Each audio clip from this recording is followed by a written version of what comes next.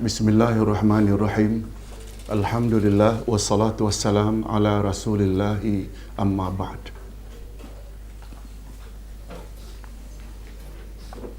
Hadirin dan hadirat rahimakumullah.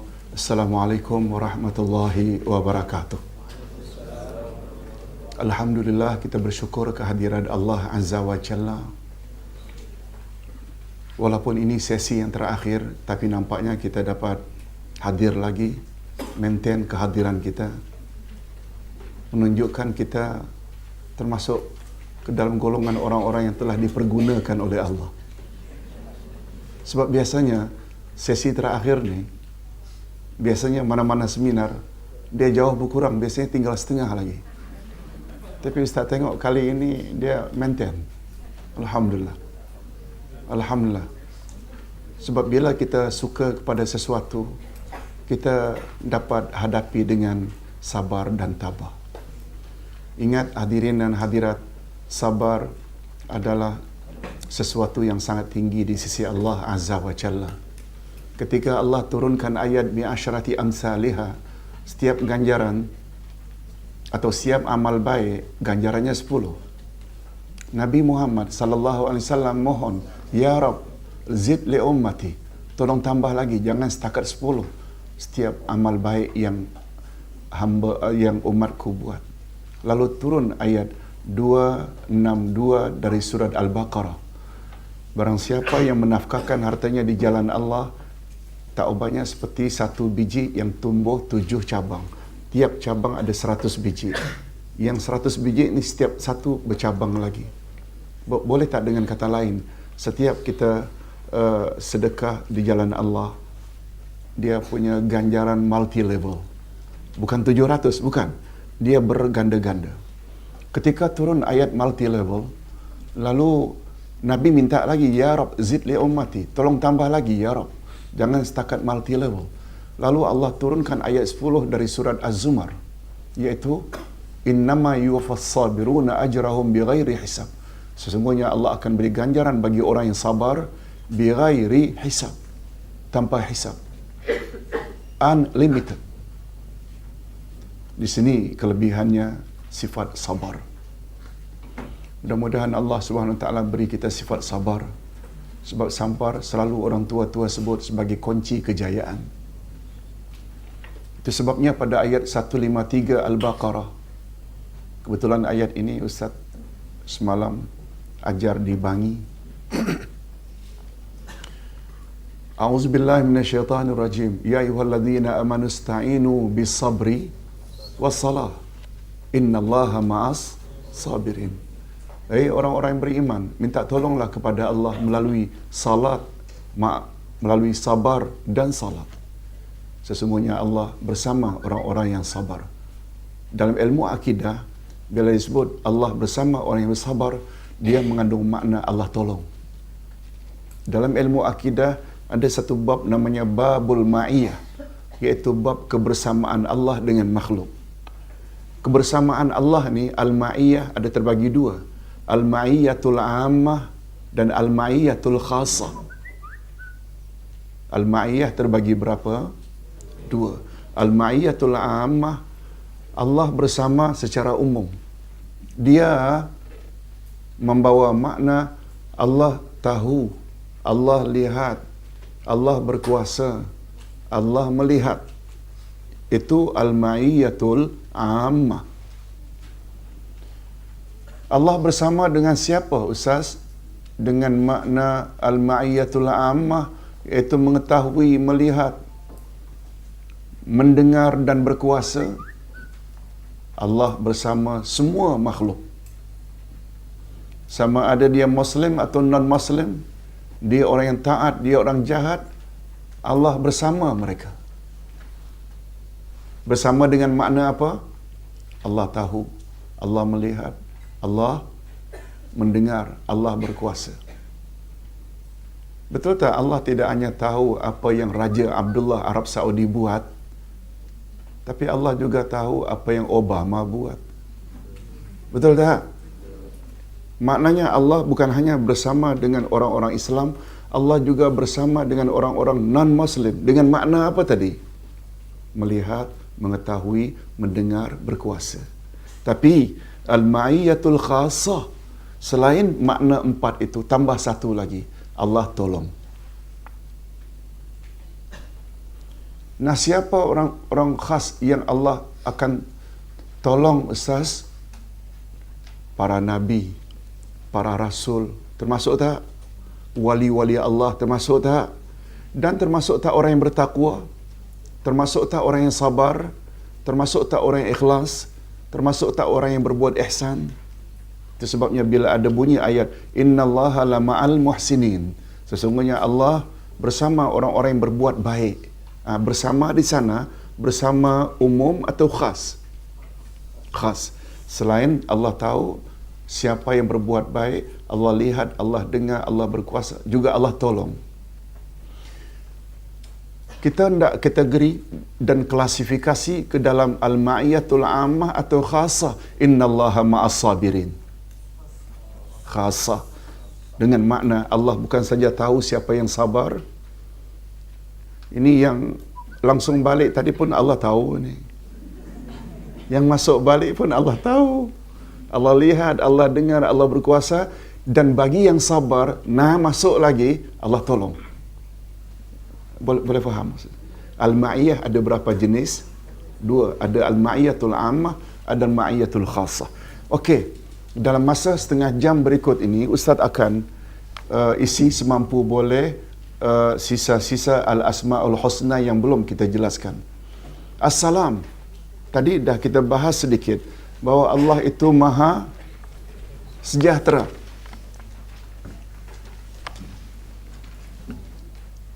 Kalau kita faham Allah maha sejahtera, sejahtera daripada apa? Kekurangan, keaiban, kecacatan. Ekoran daripada meyakini Allah As-Salam, ekoran daripada keyakinan, minta maaf, ini ganggu saja ni.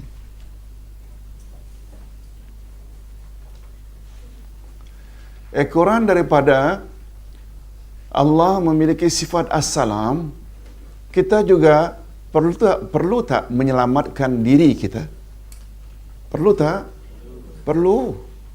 Bukan saja jasmani selamat dari penyakit, perlu tak dalaman kita juga selamat dari penyakit? Di antara dua penyakit jasmani dan rohani, mana yang lebih berbahaya? Jasmani atau rohani? Mengapa rohani?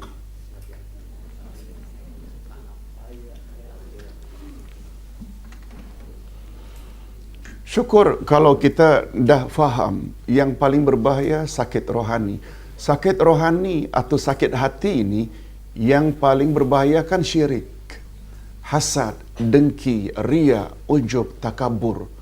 Yang dengan penyakit-penyakit hati itu boleh tak mengakibatkan semua amal saleh kita Allah reject? Yes. Ini yang dipanggil istilah agama dengan mani' syar'i. Mani' syar'i. Mani' maknanya penghalang daripada amal diterima. Allah berfirman pada ayat 65 dari surat Az-Zumar, "Lain asyrakta la yahbatanna 'amaluk wa la takunanna minal khasirin."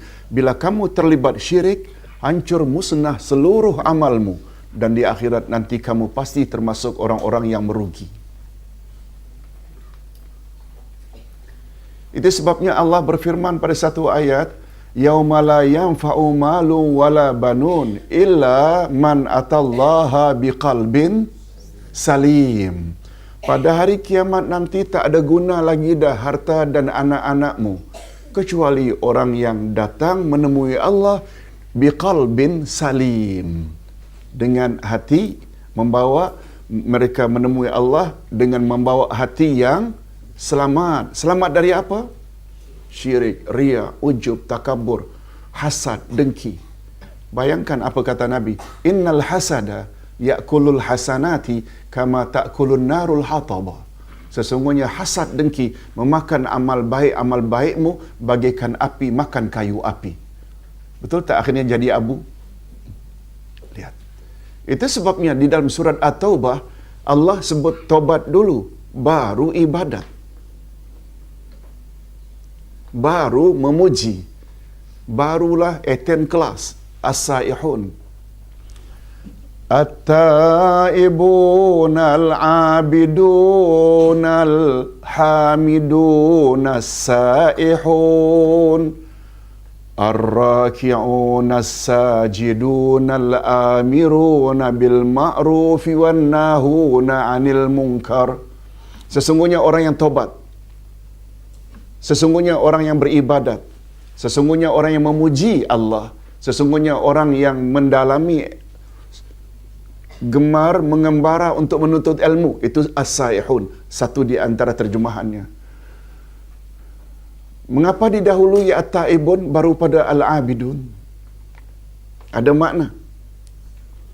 Sebab banyak macam mana pun awak ibadat, awak tak tobat lagi dari syirik awak, ibadat tak ada value. Betul tak? Itu sebabnya para ulama, Imam Ibn Taymiyah membuat satu kaedah, at-takhliyah muqaddamatun ala tahliyah.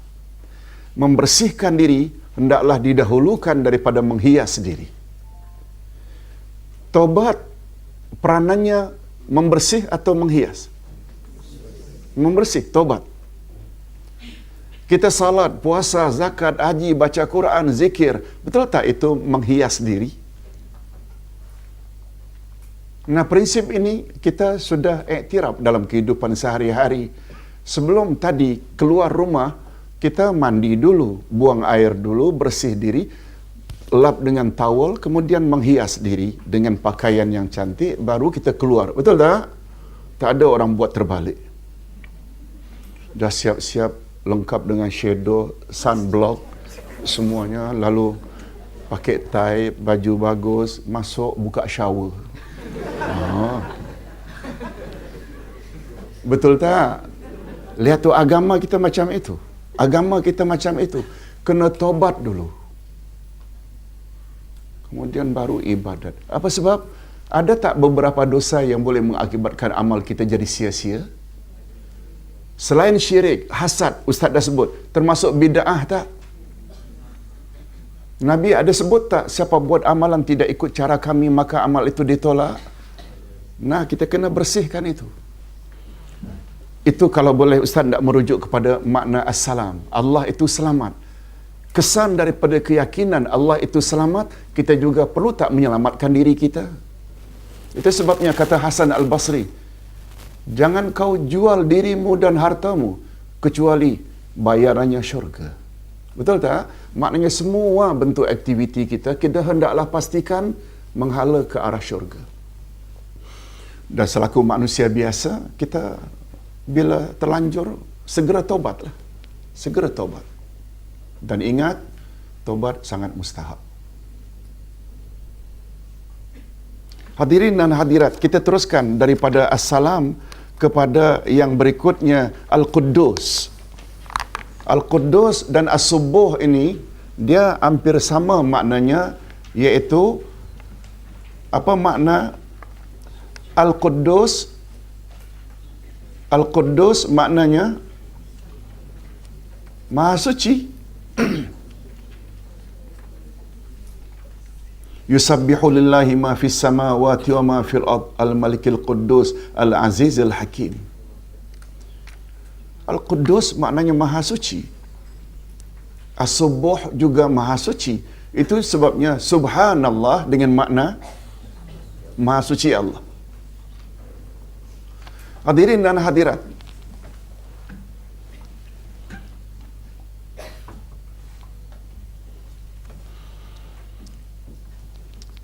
pembelajaran akidah di Nusantara kurang memperkenalkan istilah wala dan bara. Biasa kita istilah itu. Dato' kita yang terlibat dengan majlis ilmu pun tak biasa. Macam mana yang tak ikut majlis ilmu? Wala dan bara ini, dia adalah sangat mustahak dalam hidup. Kalimat la ilaha illallah terdiri daripada bara dan wala. Apa kaitannya Ustaz? Singkatnya, wala maknanya cinta. Bara maknanya benci. Di dalam la ilaha illallah, ada tak yang kita patut benci dan ada tak bahagian yang kita patut cintai? Ada. Ada tak? Kita wajib cintai Allah, illallah. La ilaha, tiada Tuhan yang berhak disembah. Betul tak? Selain Allah, sembahan-sembahan itu mesti kita benci. Itu dia. Cuma yang jadi pertanyaan, mana dahulu antara bara dan wala dalam kalimat tauhid, la ilaha illallah. Bara dulu, la ilaha, baru illallah. Dia sama exactly dengan zikir yang Nabi ajar. Subhanallah walhamdulillah. Bukan terbalik. Bukan alhamdulillah wa subhanallah. Berbelit sedikit kita nak cakap. Subhanallah walhamdulillah. Mengapa? Kedudukan subhanallah sama dengan bara. Apa makna subhanallah tadi? Maha suci Allah daripada apa? Kekurangan, keaiban, kecacatan. Bukankah itu bermakna kita menafikan dari sisi Allah segala bentuk kecacatan? Sama tak dengan maha suci Allah dari kecacatan? Sama tak? Allah tidak cacat. Illallah, kecuali Allah. Allah itu namanya wala. Dia saja yang kita cintai, dia saja yang kita sembah.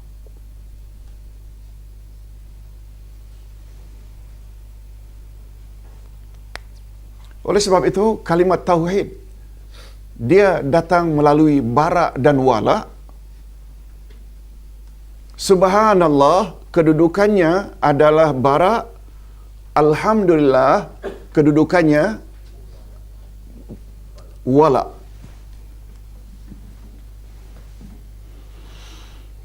Itu sebabnya kata Nabi SAW, hendaknya jangan kering hendaknya bibirmu daripada zikrullah. Nabi Muhammad sallallahu alaihi wasallam pernah bersabda dalam hadis sahih riwayat Imam Bukhari, kalimatani habibatani ila rahman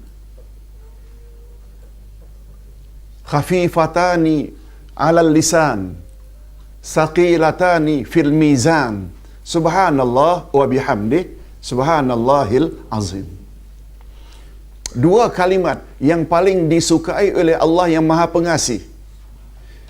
Dua kalimat tersebut sangat ringan diucap lidah. Dua kalimat tersebut sangat berat dalam timbangan mizan hari kiamat. Apa dia dua kalimat itu? Subhanallah wa bihamdih subhanallahil azim. Betul tak? Tasbih dahulu baru tahmid.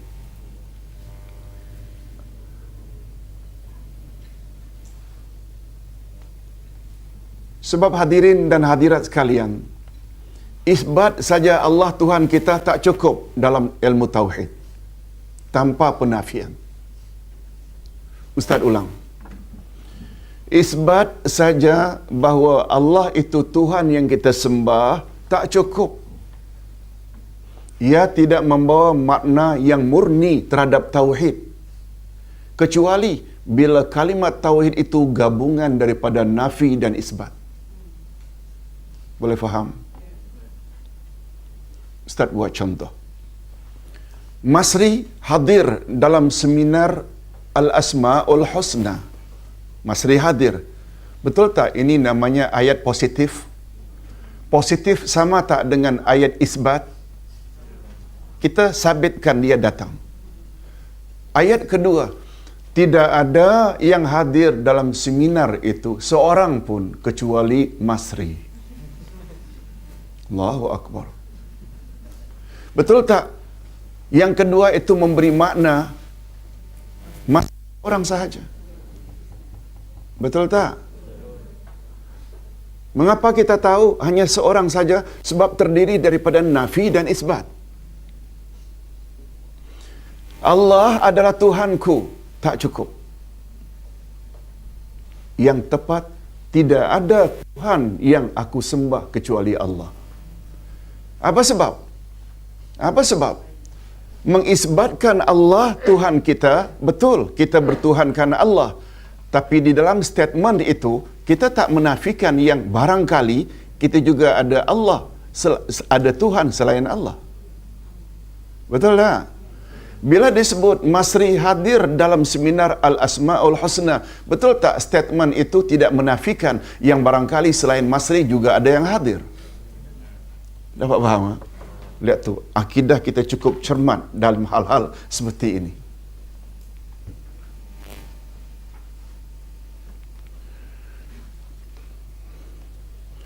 Tidak ada wanita yang Ustaz cintai kecuali Zubaidah Sharifah. Zubaidah. Nampak tak? Nampak tak? Dia ada di belakang tu.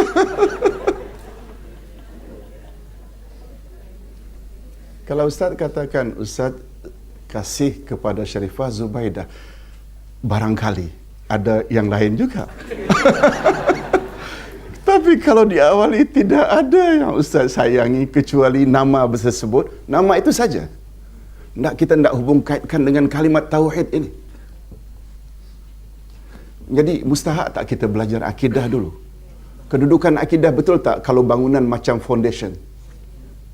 Salat itu tiang. Apabila tiang ini banyak salat macam mana pun tiangnya kuat, bila dipacak di atas foundation yang tidak kuat, betul tak lama-lama condong dan tombang? Ini yang dimaksudkan bila terlibat syirik semuanya hancur. Hadirin dan hadirat, jadi sekali lagi perkataan as-subuh dari tasbih. Itu sebabnya jangan lupa ya, jangan kita hanya ingat Subhan Rabbil Azim, Subhan Rabbil A'la ketika rukuk, ketika sujud. Nabi SAW baca Subuhun Quddus Rabbul Malaikatu Warruh.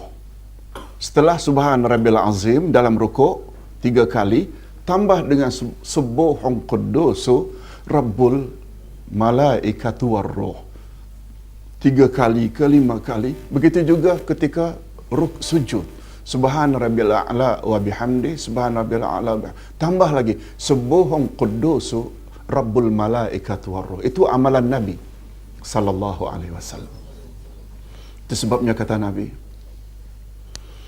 bila kamu dalam posisi mendaki, naik tangga, zikir yang paling tepat Allahu Akbar.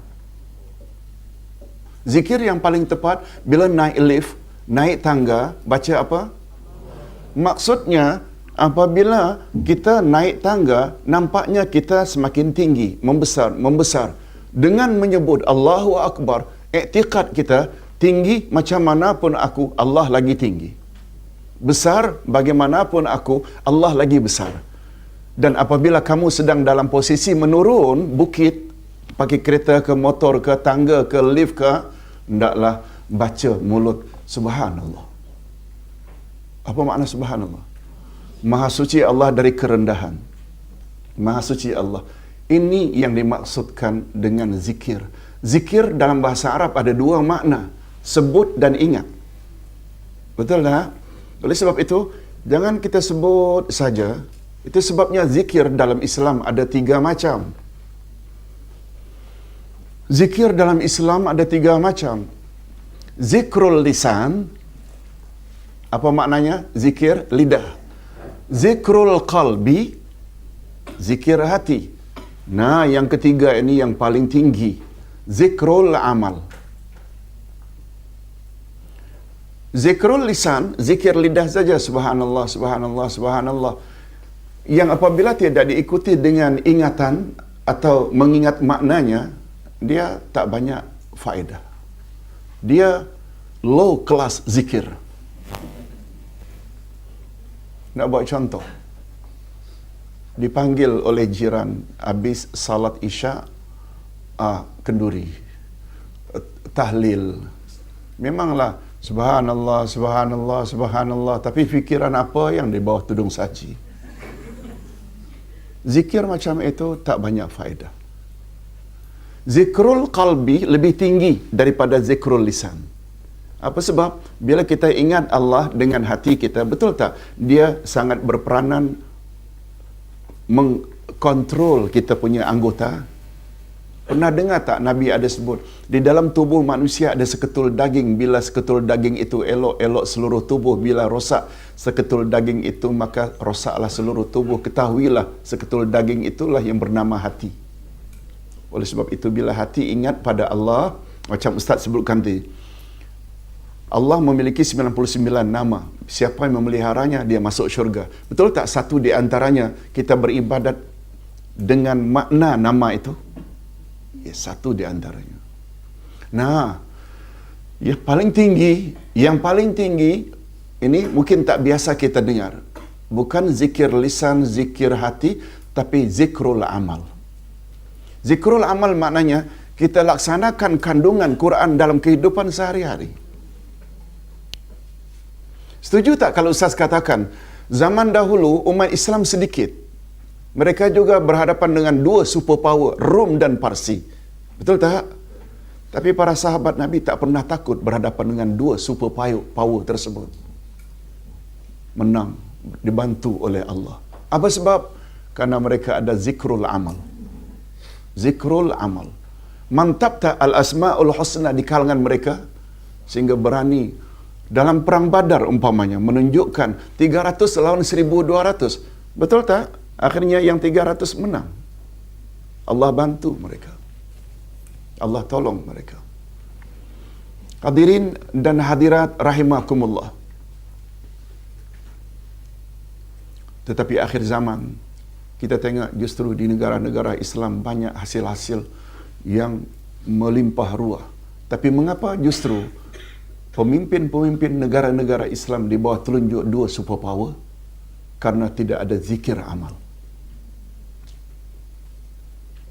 Ustaz, ada dalil ke adanya zikir amal? Ada. Ayat 10 dari surat Al-Jumu'ah. Fa idza qudiyatis salah ya ayyuhalladzina amanu idza nudi fa idza qudiyatis salah fantashiru fil ard wabtaghu min fadlillah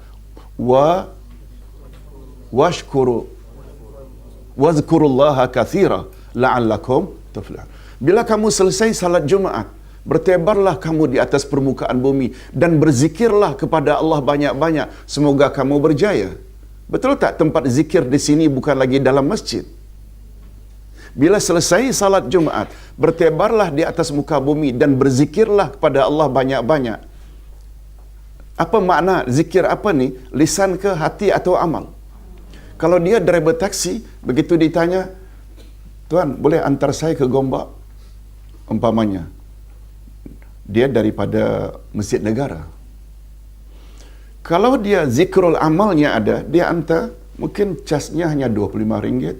Tapi bila tak ada zikrul amal, dibawanya ke LIA dulu. Akhirnya dia cas RM300. Ada tak yang menipu meteran ini tidak ada zikir amal? Yes. Boleh faham maksud saya? Hadis lain, hadis qudsi riwayat Imam Bukhari. Ya bena Adam, hei anak cucu Adam, bila kamu ingat padaku di dalam dirimu, aku ingat kamu dalam diriku. Bila kamu ingat aku di khalayak ramai, niscaya aku akan ingat kamu di khalayak ramai yang lebih baik dari itu. Bila kamu berzikir kepadaku di khalayak ramai, apa maknanya? Zikir apa? Zikir amal.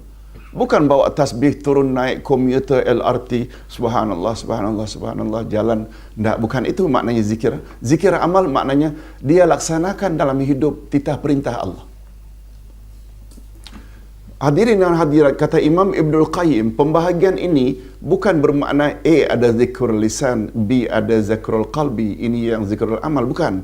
Dia hanya hendak menjelaskan, cantik tak bila ketiga-tiga zikir itu ada satu pada individu? Cantik tak? Mulutnya selalu menyebut, hatinya selalu ingat, anggotanya melaksanakan. Jadi sekali lagi, dalam posisi mendaki, zikir yang paling elok kata Nabi, apa dia? Allahu Akbar. Bila dalam posisi menurun, Subhanallah. Ustaz dah jelaskan subhanallah ni maha suci daripada kekurangan. Betul tak? Menurun itu maknanya kita merendah. Maha suci Allah daripada rendah atau hina. Baik, kita teruskan dengan nama Allah Al-Hamid. Al-Hamid, Al-Majid. Allah Subhanahu wa taala berfirman, "Ya ayuhan nas wa antumul fuqara ila Allah, wallahu huwal ghaniyyul hamid." Hadirin dan hadirat, perkataan Hamid selalu diawali dengan Al-Ghani. Apa makna Al-Ghani? Kaya. Apa lawan Al-Ghani? Miskin. Salah. Lawan Al-Ghani Al-Faqir. Okey. Ustaz, perasan dalam masyarakat kita banyak yang tersalah faham dalam hal ini. Bila orang tinggal di kawasan elit, rumah besar, banglo, ada 7 bilik, ada depannya 5 kereta, maid saja 3, ada gardener, ada driver. Betul tak kita selalu kata kaya? Sebenarnya bukan kaya. Baru kita faham makna kaya. Al-Ghani maknanya tidak memerlukan dan tidak berhajat pada pihak lain. Itu makna Al-Ghani. Nah, kalaulah Al-Ghani tidak berhajat, dah habis. Allahu Akbar. Al-Ghani sampai Ghani. Okey.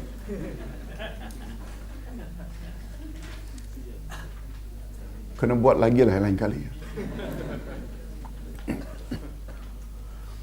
Apa makna Al-Ghani tadi? Jangan terjemahkan kepada kaya.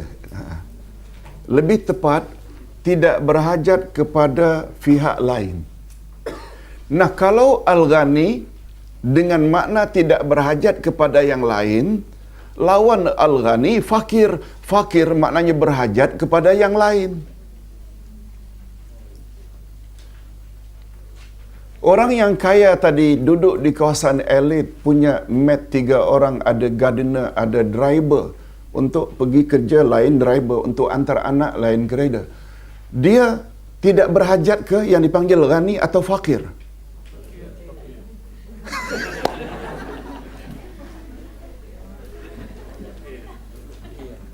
Dia lebih fakir dari kita. Kita tak perlu driver. Kita tak perlu maid. Kita tak perlu gardener. Kita tak perlu. Dia memerlukan. Kaya apa namanya? Banyak relax. Kalau Allah dikatakan Al-Ghani, tepat tak? Kalau dikatakan Allah Al-Ghani, tepat tak? Allah tak perlu pada siapa? Yang perlu kita. Hadirin dan hadirat rahimakumullah. Macam mana dikatakan orang yang kaya itu kaya? Untuk makan nasi dia perlu tak kepada pesawah? Untuk makan ikan dia perlu tak kepada nelayan? Untuk makan daging dia perlu tak kepada penternak? Untuk makan sayur perlu tak kepada pekebun? Perlu. Yang tak perlu hanya Allah sahaja. Nah, di sinilah jahatnya Yahudi. Yahudi menyebut dalam Quran, Allah ceritakan, Innallaha faqirun wa nahnu aghniya. Aghniya ni plural dari ghani. Innallaha ghaniyun. Sesungguhnya, Innallaha faqirun. Allah fakir. Kamilah yang kaya raya. Kata siapa? Yahudi. Allah sebut dalam Quran. Terbalik tak? Sebenarnya, Innallaha ghaniyun wa nahnul fuqara. Fuqara plural dari fakir. Betul tak? Allah bukan saja maha kaya, tapi dia maha terpuji. Sudahlah kaya, maha terpuji. Allah Subhanahu wa ta'ala yang maha kaya, Dia marah kepada orang yang tidak minta. Ustaz ulang. Allah marah tak kepada hamba-hambanya manusia yang tidak berdoa kepadanya? Mengapa marah? Menunjukkan orang itu tu sombong. Mengapa Allah Maha Kaya diikuti dengan Hamid, terpuji? Rupanya Allah yang Maha Kaya, gambaran kekayaan Allah dalam satu hadis, andai kata seluruh manusia zaman dahulu dengan jin sampai manusia akhir zaman dan jin akhir zaman semua mengangkat tangan memohon pada Allah. Lalu Allah bagi semua keperluan mereka, namun tidak sedikit pun berkurang kekayaan yang ada di sisi Allah. Kecuali sekedar kamu cecahkan jarum ke samudera dan kamu tengok berapa banyak air yang ikut jarum itu. Boleh faham? Samudera yang tak nampak, tepian, masukkan jarum. Ada tak sedikit sebanyak air laut samudera yang ikut jarum ketika diangkat? Sebanyak itu saja. Setelah seluruh makhluk ini Allah beri setiap hajat mereka. Nampak tak betapa kayanya Allah? Hamid maknanya terpuji. Terpuji pula, hadirin dan hadirat, beza tak kaya manusia? Beza tak kaya Allah dengan kaya manusia? Allah marah bila kita tak minta. Manusia kaya bila kita minta, okeylah sekali tak marah. Dua kali tak marah. Kamu ni tak ada kerja lain. Minta saja, tak ada orang lain ke? Betul tak? Di sini terserlah Allah itu Ghani, Hamid juga, terpuji. Allahu Akbar. Sebenarnya pembahasan Al-Asma'ul Husna menarik bagi kita yang faham. Betul tak? Setuju tak kalau Ustaz katakan kalau kita sudah mantap dengan Al-Asma'ul Husna, barulah kita betapa kerdilnya kita. Betul tak? Betapa kecilnya kita. Kita tak akan sombong. Kita tidak akan jadi orang yang sombong. Ini yang dimaksudkan. Allah memiliki Al-Asma'ul Husna. Oleh sebab itu, serulah dia dengan nama itu. Cuma tidak menyeru nama itu bila kita sendiri tidak dijelaskan apa makna satu-satu, dia tak terasa sangat. Betul tak? Tapi bila kita dah clear, jelaskan itu, oh baru nampak. Okey, Ustaz akur dengan apa kata pengerusi. Silakan sisa masa ini. Silakan kalau ada pertanyaan. Soalan pertama, Ustaz berkata Allah itu bersifat Al-Ghani. Oh, dah Al-Ghani langsung Ghani. Masya Allah. Jadi, jika Allah bersifat Al-Ghani, kenapa Allah mencipta malaikat untuk melakukan sesuatu tugas sedangkan Allah tidak memerlukan apa-apa? Okey, bagus pertanyaan.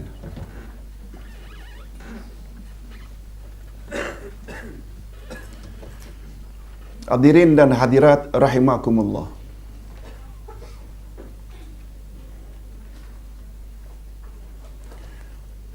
Bila ada pemimpin yang punya staf yang ramai, ada tak satu sudut yang kita boleh nilai, oh betapa hebatnya dia ada staf ramai? Cuma untuk manusia, kita boleh kata, karena dia tak mampu handle semua hal sendiri. Betul tak? Kita lihat dari sudut itu. Untuk kita sesuaikan dengan Allah, seolah-olah Allah lemah. Tak boleh macam itu. Sebab ayat second last dari surat Yasin, cara Allah bekerja, innama amruhu iza arada syai'an ayyaqula lahu kun fayakun. Allah apabila menghendaki akan sesuatu, Allah cukup mengatakan jadi, langsung jadi. Itu sebabnya adanya Rasul Allah. Ingat ya, hadirin dan hadirat, Rasul Allah bukan hanya dari kalangan insan. Apa makna Rasulullah? Utusan Allah, pesuruh Allah. Boleh tak? Dalam ilmu akidah, Rasulullah, Rasul Allah ada dua. malaikat dan manusia. Betul tak yang paling popular dalam pembelajaran kita bila disebut Rasulullah bermula daripada Nuh, Ibrahim, Musa, Isa, betul tak? Dari kalangan insan saja. Sebenarnya Allah ada juga Rasul dari kalangan malaikat. Allah datang sendiri kepada Rasulnya kalangan manusia ke untuk menerima wahyu atau melalui Rasulullah yang bernama Jibril. Jibril Rasulullah. Allah Subhanahu wa taala sendiri ke yang pergi ke kuburan untuk tanya man rabbuka wa man nabiyuka? Atau utusan Allah yang bernama Raqib dan Mukar wa Nakir? Betul tak? Allah sendirikah yang tiup sangkakala menandakan hancurnya alam atau ada utusannya yang bernama Israfil? Allah sendiri yang cabut nyawa setiap orang yang ingin dimatikannya atau melalui wakilnya yang bernama Israel atau Malakul Maut? Ringkasnya, adanya malaikat itu untuk menyatakan kebesaran Allah, bukan kelemahan Allah. Allah ada tak sebut bahawa Allah cipta alam ini dalam 6 hari? Apakah Allah tak mampu buat alam ini serta-merta? Dia membawa pengajaran. Tidak buat sesuatu mesti step by step. Itu maksudnya. Allahu a'lam.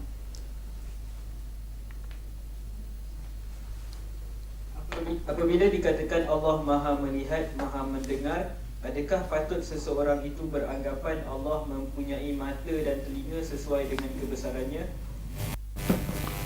Nah, hadirin dan hadirat, perbezaan Ahlus Sunnah wal Jamaah dengan Mu'tazilah.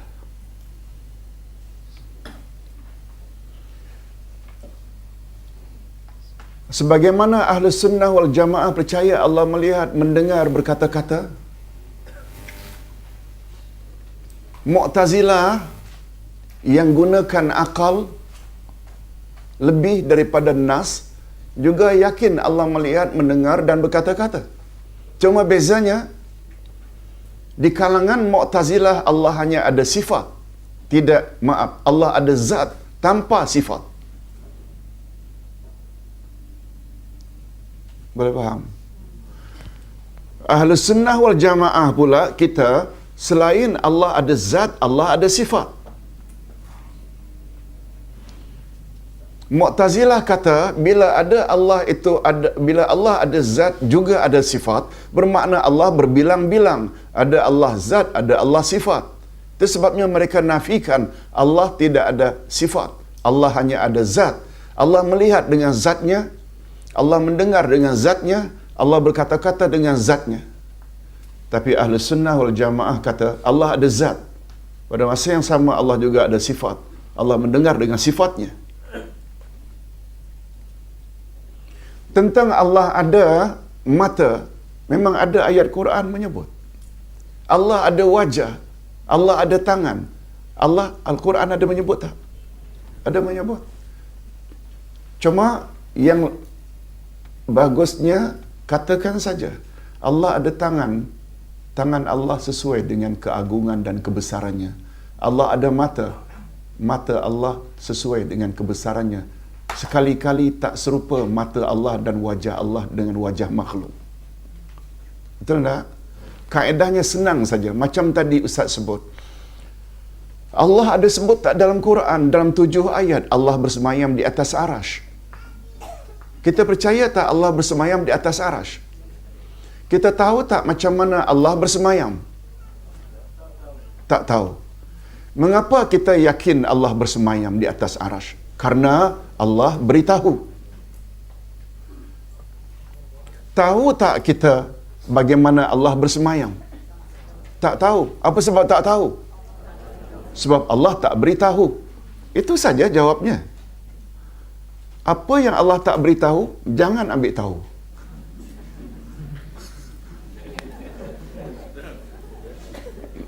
Tak, salafus salih dia macam itu.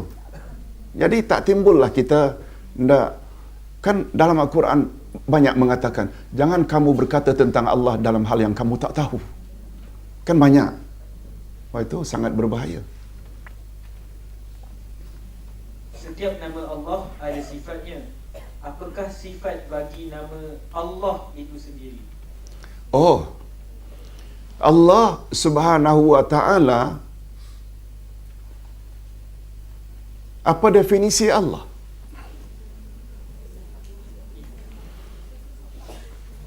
Allah definisinya la ma'buda bihaqqin illallah. Allah adalah zat yang hanya Dia saja yang wajib disembah. Boleh? Boleh tak? Allah adalah zat yang hanya Dia saja yang berhak disembah.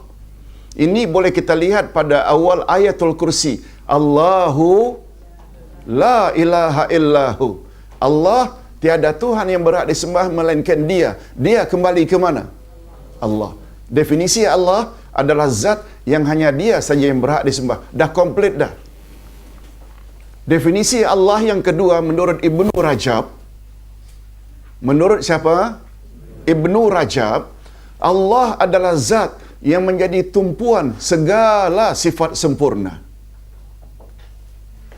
Allahu la ilaha illa huwal hayyul qayyum. Allah tiada Tuhan yang berhak disembah melainkan Dia yang maha hidup Dia. Siapa maha hidup? Allah. Yang mengurus makhluk terus menerus tanpa henti Dia. Siapa Dia? Tidak ngantuk Dia. Siapa Dia? Tidak tidur Dia. Siapa Dia? Milik Dia segala yang di langit dan di bumi. Siapa Dia? Betul tak semua rujuk kepada Allah? Allah adalah zat yang menjadi rujukan semua sifat sempurna. Setuju tak kalau Ustaz katakan Nabi Muhammad bukan zat yang menjadi tumpuan segala sifat sempurna? Banyak yang tak berani nampaknya. Setuju tak? Nabi Muhammad perlu ayah ibu. Nabi Muhammad perlu rehat. Nabi Muhammad perlu isteri. Nabi Muhammad perlu anak. Nabi Muhammad perlu makan. Nabi Muhammad fakir. Yang ghani hanya Allah. Dapat nampak tadi ghani itu? Dia tak perlu Ustaz hampir tersebut bahasa Indonesia. Allah tak perlu di sana disebut, tak sedap di Malaysia disebut. Allah tak butuh. Allahu Akbar. Minta maaf. Tu Ustaz hati-hati sangat terhindak sebut yang itu. Allah tak membutuhkan kepada apa saja, tak berhajat, tak memerlukan. Nabi Muhammad memerlukan tak? Tapi Nabi Muhammad sesuai tak kalau dikatakan Nabi Muhammad adalah insan yang paling sempurna? Insan, tapi zat tak boleh. Boleh faham? Okey. Habis. Bilakah zikir Masya Allah sesuai untuk kita ucapkan? Okey. Masya Allah maknanya apa yang Allah kehendaki. Yang paling sesuai bila kita melihat sesuatu yang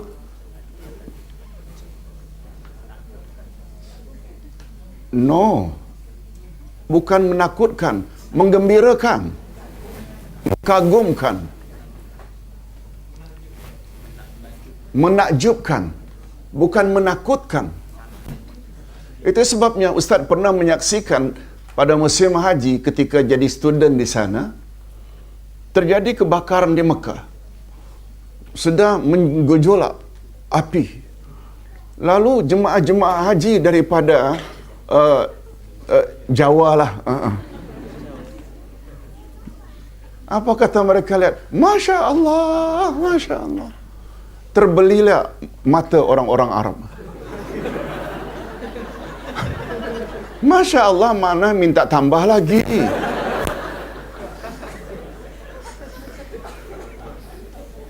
Itu sebabnya pernah dengar tak ada sihir mata?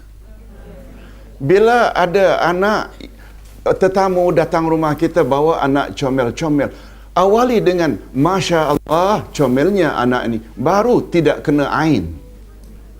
Dia adalah penawar bagi pada sihir mata. Sebab bila puji, comelnya anak ini tanpa Masya Allah atau Barakallah, balik dia biasanya demam. Dia sakit. Itu namanya sihir mata. Jadi Masya Allah ni penggunaannya bila melihat sesuatu yang menggembirakan. Itu sebabnya dalam surat Al-Kahfi, ya Al-Kahfi, surat Al-Kahfi, ada kan orang kafir punya kebun yang luas. Ada orang mukmin kebunnya kecil. Tapi orang kafir ni bila masuk kebunnya yang luas, yang subur, banyak buah-buahan, lalu cekak pinggang, aku kira kebunku ini tidak akan binasa buat selama-lamanya. Ditegur oleh orang yang beriman. Jirannya, mengapa begitu engkau lihat kebunmu yang luas dan banyak buahnya, mengapa kamu tidak katakan Masya Allah, la quwwata illa billah? Betul tak? Itu bermakna kita kembali kepada semuanya kesuburan ini Allah yang suburkan. Kan maknanya Masya Allah, apa ini yang terjadi semuanya atas kehendak Allah. Begitu? Jangan tersalah ya, Masya Allah untuk perkara-perkara yang tak elok. Yang tak elok itu sama ada inna lillah atau la haula wa la quwata illa billah.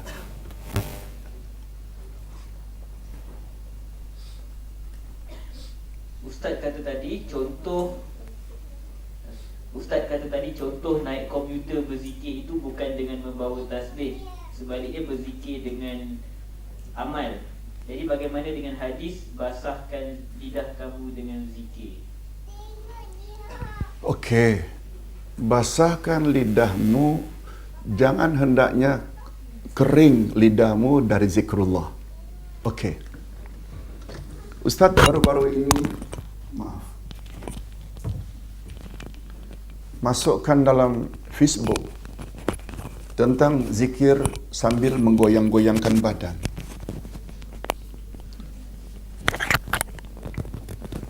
Mereka keliling tengah-tengah Tuan Syekh. Semuanya berdiri berzikir. Lalu Ustaz komen, ini contoh zikir bid'ah. Lalu banyak yang komen. Di antara yang komen itu mempertahankan. Kan ada hujahnya berzikir sambil berdiri. Rujuk ayat 191 Ali Imran. Kan ada. Inna fi khalqis samawati wal ardi waqtilafil laili wan nahari la ayatin li ulil albab alladzina yadhkuruna Allaha qiyaman wa qu'udan wa ala junubihim. Ulul albab itu ialah orang yang berzikir kepada Allah dalam keadaan berdiri, duduk dan baring. Tidakkah itu memberi isyarat bahawa berzikir dalam keadaan berdiri juga boleh? Lalu Ustaz jawab, lihat tafsir Ibnu Katsir jilid 1 bab ini, bahawa makna mereka berzikir dalam keadaan berdiri, duduk dan baring itu membawa makna berzikir setiap masa dalam semua keadaan, bukan menunjukkan atau boleh dijadikan dalil adanya zikir berdiri. Boleh faham Ustaz? Duduk, berdiri, baring, maknanya berzikirlah dalam semua keadaan. Mampu berdiri ketika berdirilah. Macam tadi, dalam posisi mendakikan Allahu Akbar. Posisi menurun Subhanallah. Itu maksudnya. Lalu yang ditanya tadi, Ustaz kata turun taksi, naik komuter, kemudian berjalan dengan tasbih, kita berzikir. Ustaz tidak mengatakan itu bukan berzikir. Ustaz sekedar nak menjelaskan apa makna berzikir di khalayak ramai. Ustaz ulang, hadis sahih riwayat Imam Bukhari, hadis qudsi. Ya bena Adam, in zakartani fi nafsik zakartuka fi nafsi. Wa in zakartani fi mala'in zakartuka fi mala'in khairin minhu. Hadis sahih riwayat Imam Bukhari. Allah berfirman, "Hei anak cucu Adam, bila kamu berzikir dalam dirimu, niscaya aku ingat dalam diriku." Kata siapa? Allah. Hadis qudsi. Jika kamu berzikir di khalayak ramai, niscaya aku akan ingat kepadamu di khalayak ramai yang lebih baik. Maknanya khalayak ramai dia lebih baik khalayak mana-mana? Padang mahsyar. padang mahsyar. Nah sekarang kita hendak tanya, apa makna jika kamu berzikir di khalayak ramai? Bukanlah, kata Ustaz hendak jelaskan, bawa tasbih berzikir ke mana-mana. Ustaz tak menafikan itu zikir lisan. Ustaz hanya nak menafikan bukan itu maksud zikir amal. Boleh faham? Kalau dia keluar dari masjid, pergi ke kedai runcit, dia terus berurusan, dia tidak akan main timbangan sebab ada larangan tak wailul lil mutaffifin. Dia ingat itu, dia tak mau curang dalam jual beli. Itu namanya dia zikrul amal tak? Itu maksud Ustaz.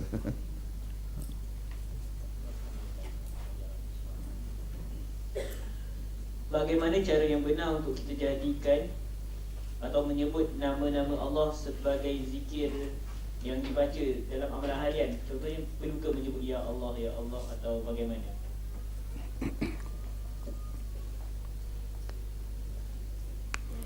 Okey. Berbalik kepada hadis sahih riwayat Imam Bukhari, Allah memiliki 99 nama. 100 kurang 1. Siapa memeliharanya, dia layak masuk syurga. Satu di antara makna tadi, hendaklah kita berzikir dengan nama tersebut, menyeru nama tersebut. Dan cara menyeru pula ada dua. Ada menyeru sambil meminta, ada menyeru, maaf, ada yang beribadat berdasarkan nama. Okey, bila kita nak jadikan zikir ini, zikir mestilah sesuatu atau terdiri daripada kalimat yang sempurna. Ustaz ulang. Allahu Akbar sempurna tak? Allahu Akbar sempurna tak? Subhanallah sempurna tak? Allahu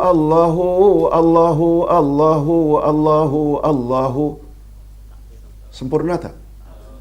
Allah apa? Allah pemalas ke? Allah ngantuk ke? Allah semua boleh ditambah. Betul tak? Kalau Allahu Akbar, clear. Allah Maha Besar. Subhanallah, Maha Suci Allah. Lebih-lebih lagi, la ilaha illallah. Tidak ada Tuhan yang berhak disembah melainkan Allah. Berzikir sepatutnya dengan cara begitu. Nah, bila kita memohon sesuatu, umpamanya minta rahmat, kasih sayang, kita gunakanlah nama-nama Allah yang sesuai dengan itu. Ya Rahman, Ya Rahim, Irhamni. Wahai Allah yang Maha Pengasih lagi Maha Penyayang, kasihilah dan sayangilah daku. Kalau Ya Razak, Razak, sayangilah aku. Ustaz tidak kata tak boleh.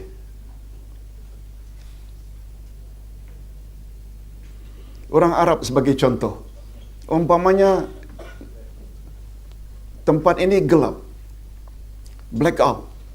Kemudian ada Masri pergi ke Swiss, buka.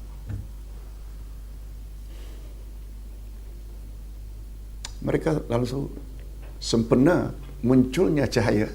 Apa kata mereka yang hadir? Nawwarallahu wajhak. Mudah-mudahan Allah terangkan atau ceriakan wajahmu. Ada kaitan tak dengan apa yang dia buat tadi? Membuat orang jadi ceria, lalu kita pun minta pada Allah, ceriakanlah orang tersebut. Ada kaitan tak? Ada kaitan. Ustaz tidak kata salah ya. Kita minta rezeki, tapi kita kata, Ya Rabb, murahkanlah aku rezeki. Ya Rahman, berilah aku rezeki. Ustaz kata tak boleh. Tapi bila ditanya, di mana letak kesesuaian? Sesuaikanlah apa yang kamu minta dengan nama Allah. Ya Latif, bila kita minta supaya Allah lembutkan hati kita, Ya Latif lah diawali. Ya Latif, lembutkanlah hatiku. Walaupun sambungannya bahasa Melayu. Boleh faham? Itu maksud Ustaz. Adakah An-Nur merupakan salah satu sifat Allah? Ya. Para ulama berbeza pendapat. An-Nur sebagai Al-Asma'ul Husna.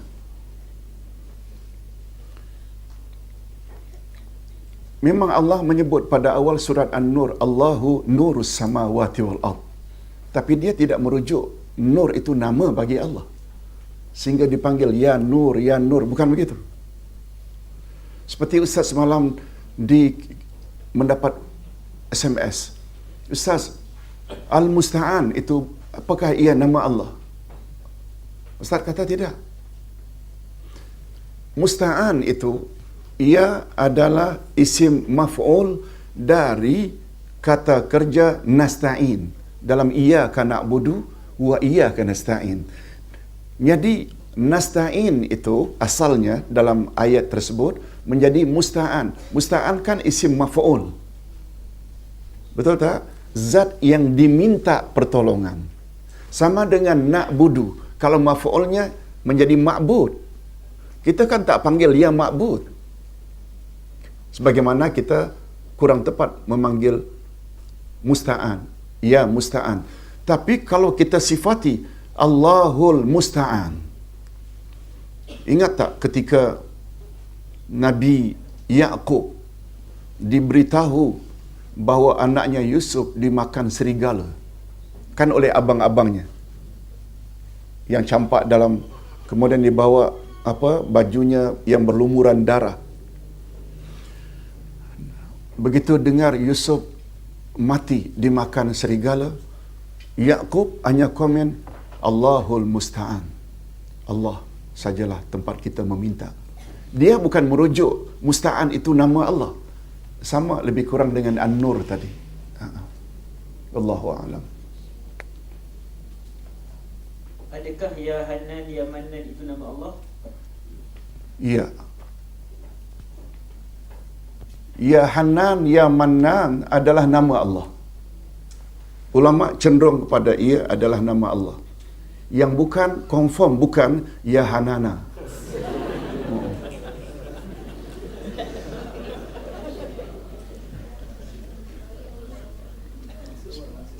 Ini sudah jam 6 ni. Ada lagi? Mau minta nasihat Ustaz bagi menghadapi ahli keluarga yang percaya kepada fahaman wahdatul wujud. Oh. Fahaman wahdatul wujud dia bukan fahaman Ahlus Sunnah wal Jamaah. Fahaman wahdatul wujud ini, apa yang Ustaz tahu, mereka mendakwa Allah menyelinap di dalam diri manusia. Wahdatul wujud maknanya kesatuan. Ini adalah fahaman Ibnu Arabi. Pernah Ibnu Arabi berpidato. Apa kata Ibnu Arabi? Tidaklah anjing dan khinzir itu kecuali Tuhan. Karena apa? Allah menyelinap di dalam khinzir dan itu namanya wahdatul wujud. Satu kesatuan. Tidaklah, kata Ibnu Arabi, di dalam jubahku ini aku, kecuali dalam jubah ini juga adalah Allah. Nampak tak yang dia itu telah mendakwa dalam dirinya ini ada Allah. Ustaz pernah ketika belanja di Sungai Besi tahun 80 baru-baru datang, nampak dua orang bertengkar, berkelahi. Yang satu kata, dua-duanya Ustaz kenal, duduk sebelah kampung. Dalam keadaan marah, yang satu kata, aku Alif, kamu Jim. Ustaz pun tak faham apa maksudnya. Karena dia orang sekampung. Beberapa hari kemudian Ustaz tanya, Ustaz dengar kamu waktu kelahi di pasar itu mengatakan aku Alif, lawanmu itu Jim. Ustaz, guru saya ajar bila kita sebut aku Alif, kita etikadkan aku Allah. Musuh kita tu Jim, maknanya jin. Jadi bila berkelahi antara Allah dengan jin, menanglah Allah, Ustaz. Allahu Akbar. Macam-macam begitu wujud dalam masyarakat kita. Nah, Ustaz yakin itu sudah dapat pengaruh wahdatul wujud? Tak boleh. Tak boleh. Malah komen ulama akidah, pahaman wahdatul wujud lebih berbahaya dari Kristian Nasrani. Bila ditanya mengapa? Kristian Nasrani mendakwa hanya pada dirinya Isa ada unsur Tuhan. Wahdatul wujud mendakwa pada semua makhluk ada Tuhan. Berapa bilion Tuhan? Wallahu a'lam.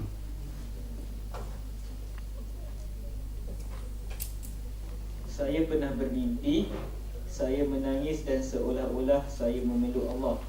Dan apabila saya berdoa, saya merasakan saya memeluk kakinya. Adakah saya berdosa? Allahu Akbar. Ini first time Ustaz dengar. Kalau seseorang itu mimpi jumpa Nabi, Nabi sebut, siapa jumpa aku dalam mimpi, seolah-olah dia jumpa aku dalam jaga. Sebab syaitan tidak boleh menyerupai aku. Singkatnya, jawaban terhadap peluk kaki Allah tadi itu memang ngarut. Mengarut. Tak boleh. Bagi yang berkenaan, cepat-cepat istighfar. Sebab itu sudah menyerupai Allah dengan makhluk yang kakinya boleh dipeluk. Nah, bahaya. Tak apa, tak ada masalah. Kita tak tahu, tak ada masalah. Istighfar. Tobat. Adakah wujud dalil tentang zikir-zikir Imam Al-Ghazali yang dispesifikkan satu zikir perlu dibaca 1000 kali dan sekian-sekian kali? Ya, hadirin dan hadirat rahimakumullah. Ustaz respect dengan Imam Al-Ghazali. Beliau kan mendapat gelaran Hujjatul Islam. Betul tak? Tapi beliau juga manusia biasa. Dalam ciri-ciri akidah Ahlus Sunnah wal Jamaah, salah satu daripada 9-nya, Al-Ismah secara peribadi hanya Rasulullah saja. Ismah maknanya maksum. Beza dengan Syiah. Dalam 12 akidah Syiah, salah satu daripada 12 akidah Syiah, satu daripadanya Ismatul A'immah. Semua imam-imam 12 keturunan Sayyidina Ali semua maksum, tak pernah buat dosa. Kita yang berpahaman Ahlus Sunnah wal Jamaah, jangan zuriat Ali. Ali itu sendiri tak maksum. Walaupun bagi kita Abu Bakar lebih mulia dari Ali. Abu Bakar, Umar, Osman semua tidak maksum. Yang maksum hanya okey. Kita respect ilmu Imam Al-Ghazali. Tapi Ustaz peribadi, beliau mendakwa atau mengatakan hari Isnin zikir ini. Hari Selasa ini. Rabu ini. Sekian kali. Tak boleh kita jadikan itu ikutan. Sebab zikir dengan fadilat tertentu, dia perkara ghaib. Ghaib tadi ada berapa macam? Dah lupa dah. 2 macam. Hakiki dan idafi. Hakiki yang sebenar hanya Allah saja yang tahu bila kiamat. Yang idafi tambahan. Boleh tak Nabi atau Rasul tahu? Kerana mereka terima wahyu. Selain Rasul tak ada terima wahyu. Itu sebabnya Imam Malik ketika berada di atas kuburan Nabi atau di samping kuburan Nabi berkata, semua amalan manusia kita boleh ambil dan boleh tolak kecuali manusia yang ada dalam kuburan ini. Sambil menunjuk kubur siapa? Nabi Muhammad sallallahu alaihi wasallam. Sebab hadirin dan hadirat, bila menyangkut zikir sekian fadilatnya sekian, betul tak itu menyangkut kuasa Allah? Betul tak itu menyangkut perkara ghaib? Zikir dia tertakluk dengan bilangan dan timing. Ustaz buat contoh. Siapa yang zikir 33 kali, subhanallah, alhamdulillah, Allahu Akbar, tutup yang kali ke-100, la ilaha illallah wa la syarikalah, lahul mulku wa lahul hamd wa huwa ala kulli syai'in qadir, dibaca itu habis salat fardu, Allah hapus segala dosanya walau sebanyak buih di atas lautan. Okey. Bila bacaan yang sama, subhanallah, alhamdulillah, Allahu akbar 33, sebelum tidur malam, baru tidur, Allah akan beri dia kekuatan jasmani. Nabi pernah tak ajar anaknya Fatimah? Yes. Ketika minta mat, kata Nabi, mau tak ayah ajar kamu lebih baik daripada pembantu rumah? Allah akan beri kamu kekuatan. Mau ayah? Nabi ajar. Baca sebelum tidur. Ketika Nabi mengajar Fatimah, Ali turut mendengar. Dan Ali jadi amalan Ali. Itu sebabnya Ali kederat. Tahu kederat? Kodrat, maknanya power. Inilah selalu jadi amalan Syiah. Puh kanan, puh kiri, berkat kederat Sayyidina Ali. Dibaca pada air, diminum.